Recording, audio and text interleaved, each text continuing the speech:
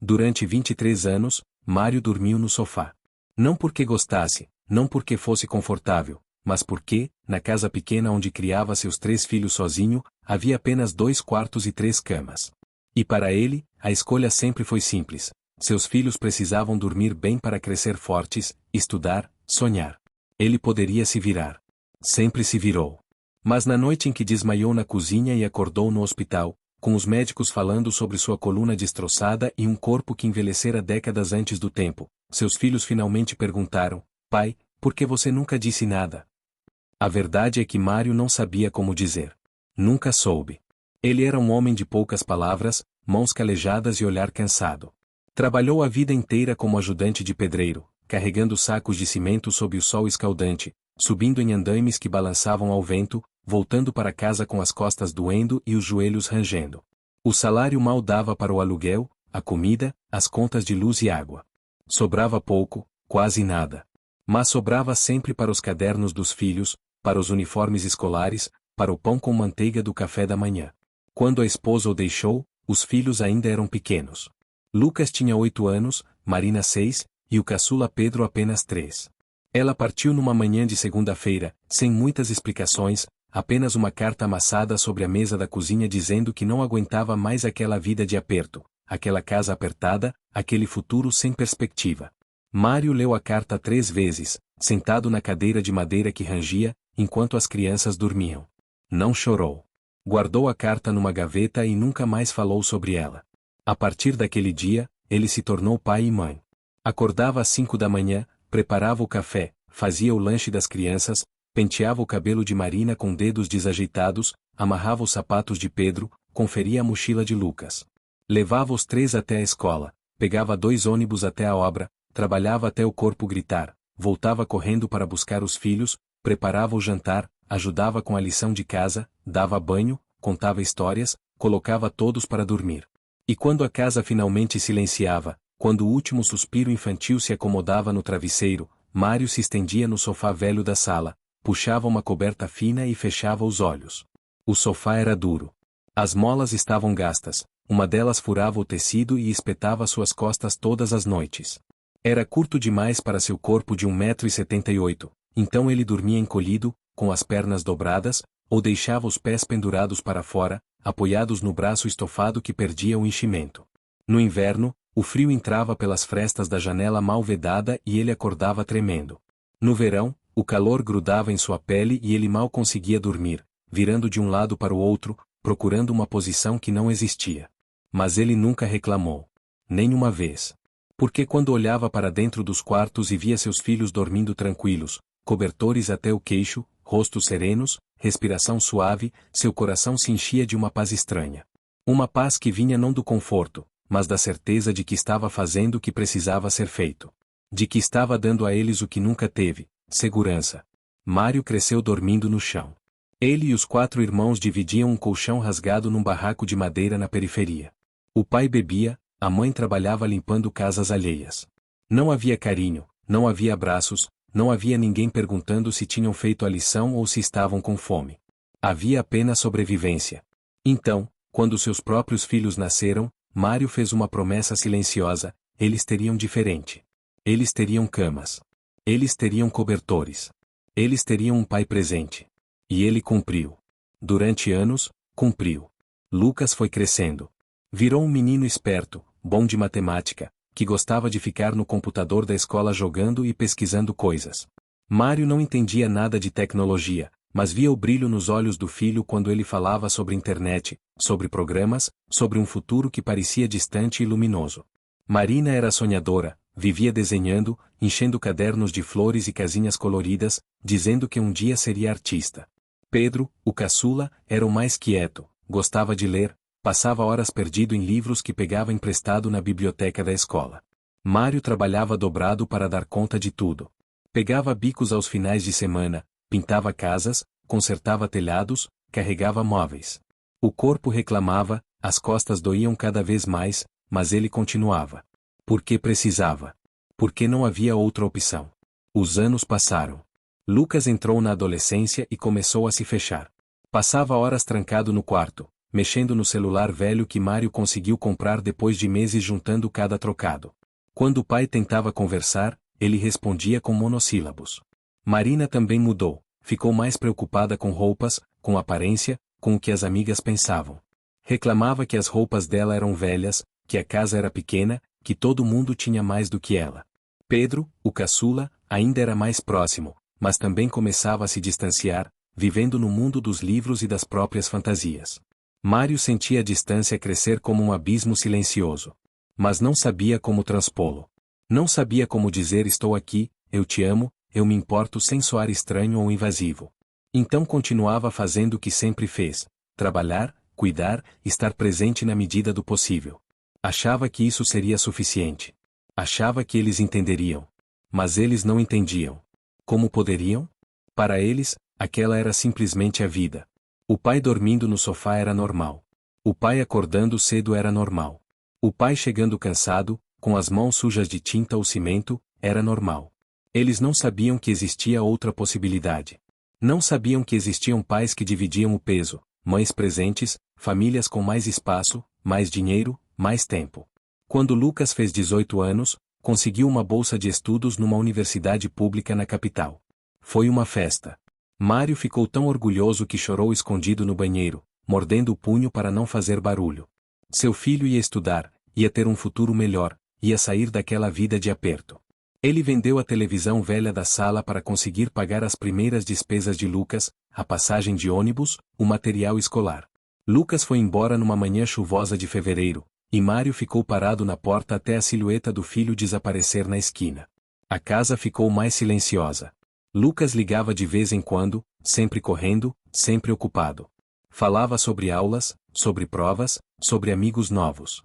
Mário escutava, fazia perguntas tímidas, mas sentia que estava falando com um estranho.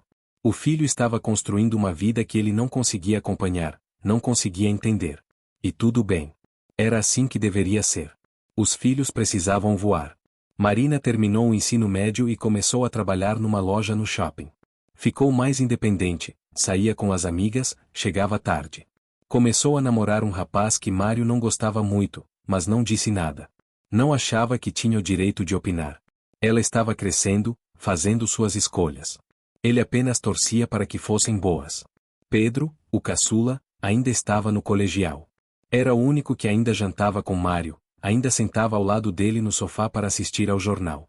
Mas mesmo Pedro começava a ficar mais distante, mais envolvido com os próprios assuntos, os próprios planos. As dores nas costas de Mário pioraram. Ele começou a mancar, a ter dificuldade para subir escadas, para carregar peso. Ia ao posto de saúde de vez em quando, pegava os comprimidos, mas nunca fez um exame mais sério. Não tinha tempo, não tinha dinheiro. Além disso, achava que era só cansaço, que passaria. Mas não passou. Numa noite de julho, Mário levantou do sofá para pegar água e sentiu uma tontura violenta. O mundo girou, as pernas fraquejaram, e ele caiu. Bateu a cabeça na quina da mesinha de centro e desmaiou. Pedro o encontrou minutos depois, sangue escorrendo da testa, corpo inerte no chão frio da sala. A ambulância demorou meia hora. Pedro ligou para Marina, que ligou para Lucas.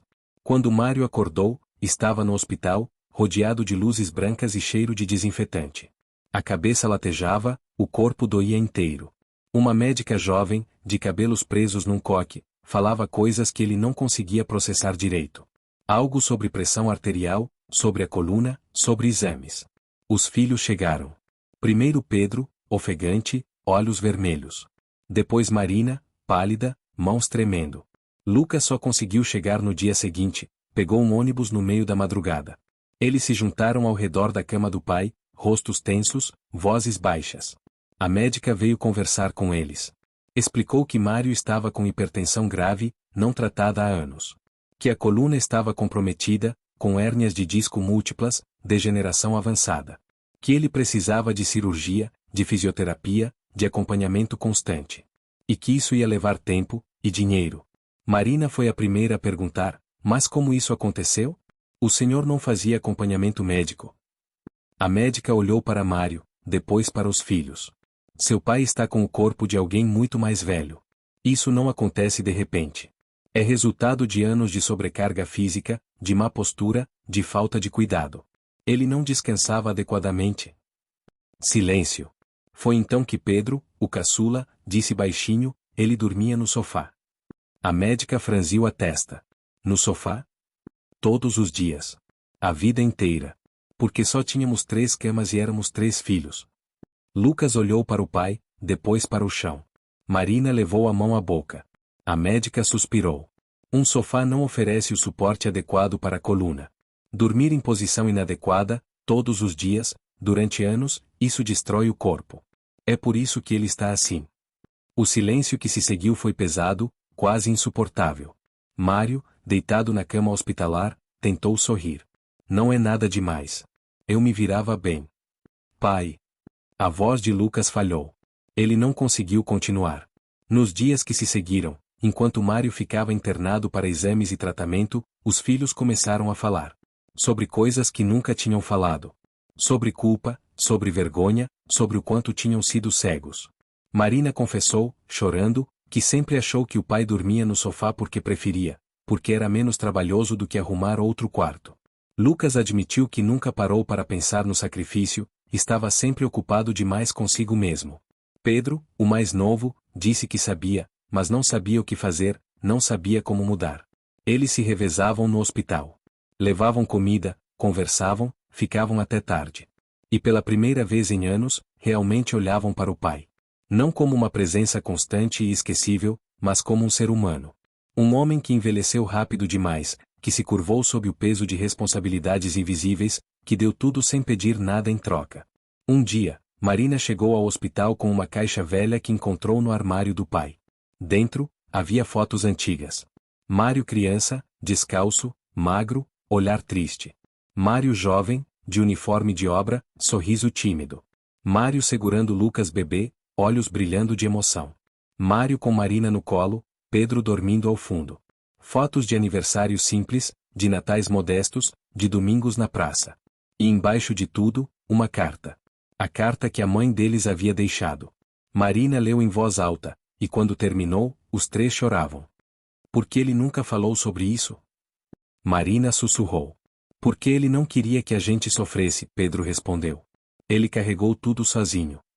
Lucas, o mais velho, o que tinha ido embora primeiro, sentiu um peso esmagador no peito. Ele tinha construído sua vida, sua carreira, seus planos, sem olhar para trás. Sem perguntar se o pai estava bem, se precisava de ajuda, se estava sozinho. Simplesmente assumiu que estava tudo bem. Porque era mais fácil assim. A cirurgia de Mário foi marcada. Era arriscada, dada a idade e o estado geral de saúde, mas necessária. Na noite anterior, os 3 filhos se reuniram ao lado da cama dele. Pai, Lucas começou, a voz embargada. A gente precisa te pedir desculpas. Mário tentou protestar, mas Lucas continuou. A gente foi egoísta. A gente não viu. Não quis ver. O Senhor deu tudo por nós, e a gente te tratou como se fosse obrigação. Como se não fosse nada. Mas era tudo. O Senhor era tudo. Marina segurou a mão do pai, apertou forte. A gente te ama, pai. E vai cuidar do Senhor agora. Da forma que o Senhor sempre cuidou da gente. Pedro, que raramente chorava, deixou as lágrimas caírem livremente. Não vai mais dormir no sofá. Nunca mais. Mário olhou para os 3, e pela primeira vez em muito tempo, permitiu-se chorar também. Não de tristeza, mas de um alívio profundo, quase doloroso. Eles viam. Finalmente viam. Eu só queria que vocês fossem felizes, ele disse, voz rouca. Só isso. Sempre foi só isso. A gente sabe, pai.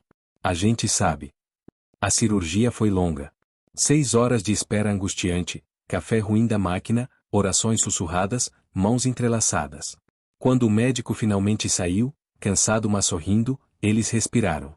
Ele vai ficar bem. Vai precisar de muito repouso, fisioterapia, acompanhamento. Mas vai ficar bem. A recuperação foi difícil.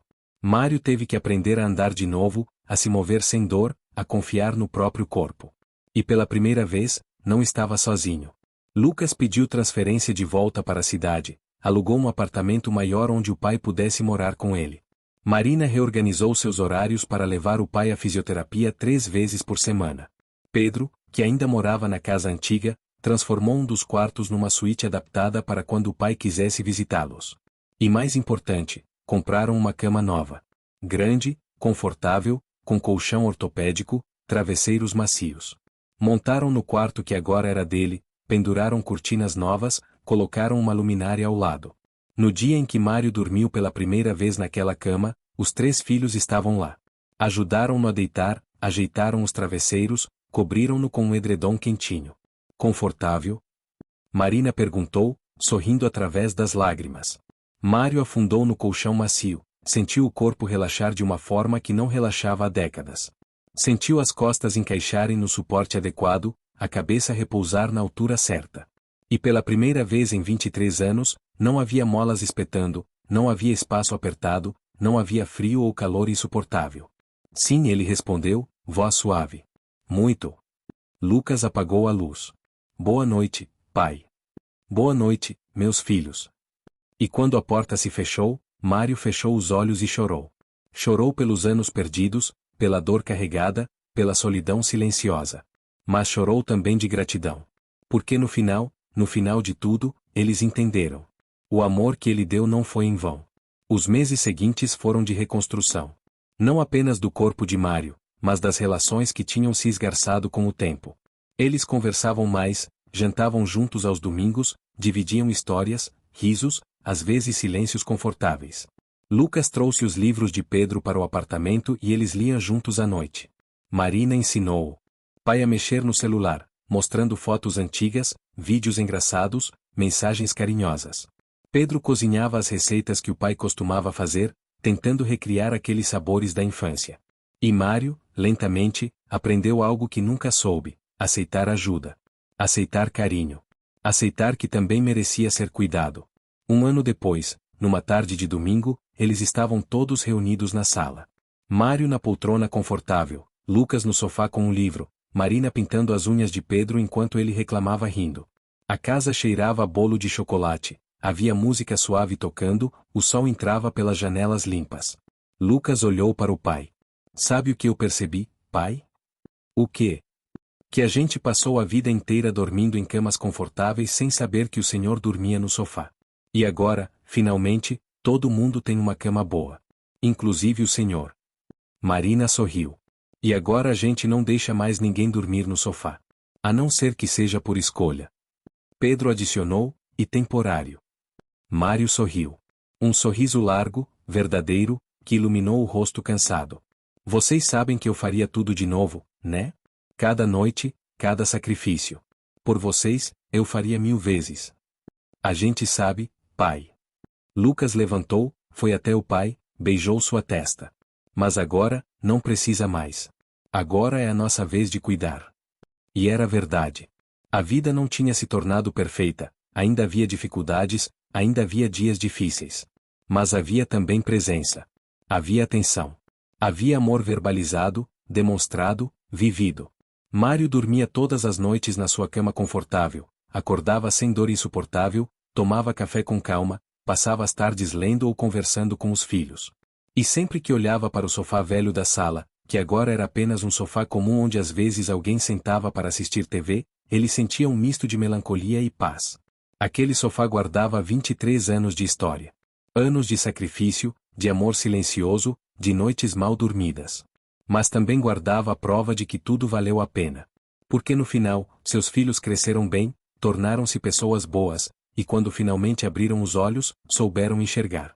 E isso, Mário pensava enquanto adormecia no conforto da sua cama, isso era tudo que um pai poderia pedir. Não que os filhos fossem perfeitos, mas que fossem capazes de aprender, de crescer, de amar de volta. O sofá estava ali, na sala, testemunha silenciosa. Mas agora era apenas um móvel. A história que ele guardava tinha se transformado em algo maior, mais profundo. Tinha se transformado em redenção. E quando Mário fechava os olhos todas as noites, não era mais no sofá duro e frio. Era numa cama macia, num quarto aquecido, numa casa cheia de amor. E isso fazia toda a diferença. Porque no final, o que ele sempre quis não era conforto para si. Era saber que seus filhos estariam bem. E agora, finalmente, todos estavam bem. Inclusive ele. O sofá permaneceu na sala por mais alguns anos, até que um dia Marina sugeriu doá-lo. Está velho, pai. Já deu o que tinha que dar. Vamos comprar um novo, mais bonito. Mas Mário pediu para manter. Ele faz parte da história, explicou. E eu não quero esquecer.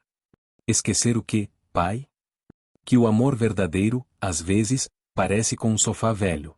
Não é bonito, não é confortável, não é o que todo mundo quer. Mas sustenta. Aguenta. Está sempre lá, mesmo quando ninguém percebe. E no final, é isso que importa. Não o que é vistoso, mas o que permanece. Os filhos entenderam. E o sofá ficou. Porque algumas coisas não são para serem esquecidas. São para serem lembradas, honradas, transformadas em lição. E a lição era simples, mas profunda: o sacrifício silencioso de quem ama não deve ser invisível para sempre. Merece ser visto, reconhecido, retribuído. Antes que seja tarde demais. Mário viveu muitos anos ainda. E cada noite, ao deitar em sua cama, sussurrava uma oração de gratidão. Não apenas por ter sobrevivido, mas por ter tido a chance de ver seus filhos se tornarem pessoas melhores. Pessoas que aprenderam que amor não é apenas receber, mas também dar. Não apenas ser cuidado, mas também cuidar. E quando, finalmente, muitos anos depois, Mário fechou os olhos pela última vez, foi numa cama confortável, rodeado pelos filhos que amava, sabendo que sua vida teve propósito, que seu amor foi recebido, que seus sacrifícios não foram em vão. O sofá continuou na sala.